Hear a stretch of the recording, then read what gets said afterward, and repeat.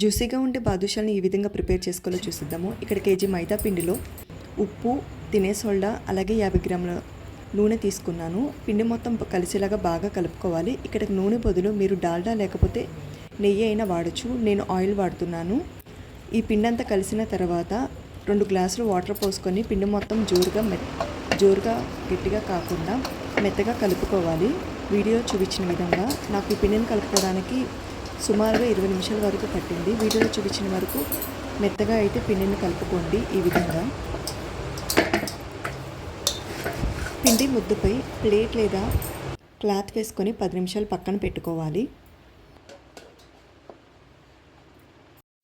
ఈ లోపల పంచదార పాకం కోసం పొయ్యి మీద బాన్ని పెట్టుకొని కేజీ పంచదార యాడ్ చేసుకొని 1 గ్లాస్ వాటర్ పోసుకోవాలి. తర్వాత వీటిని గరిటెతో తిప్పుతూ లైట్గా హీట్ చేసుకోవాలి. నేను ఇక్కడ ఫుడ్ కలర్ అయితే యాడ్ చేస్తున్నాను. మీకు ఇష్టం లేకపోతే స్కిప్ చేయండి. 1 టేబుల్ స్పూన్ యాలకుల పొడి యాడ్ చేసుకోండి. పాకం రెడీ అయిన తర్వాత పాకం గట్టిపడకుండా నిమ్మరసం యాడ్ చేసుకుంటున్నాను.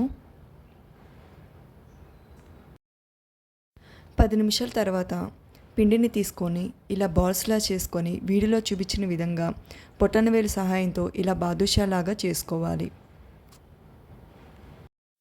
బాదుషాలు రెడీ అయిన తర్వాత పొయ్యి మీద బాణీ పెట్టి ఆయిల్ యాడ్ చేసుకొని 10 నిమిషాలు వేడి చేసిన తర్వాత బాదుషాల్ని ఒక్కొక్కటిగా వేసి నూనెలో వేయించుకోవాలి.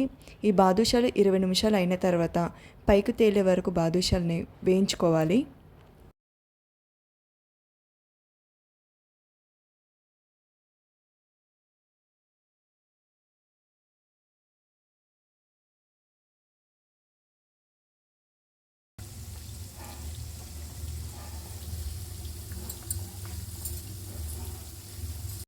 బాదుషాలని బ్రౌన్ కలర్ వచ్చిన తర్వాత నూనెలో నుంచి తీసి డైరెక్ట్గా పాకంలో అయితే ఈ విధంగా వేసుకోవాలి. బాదుషాలన్నిటిని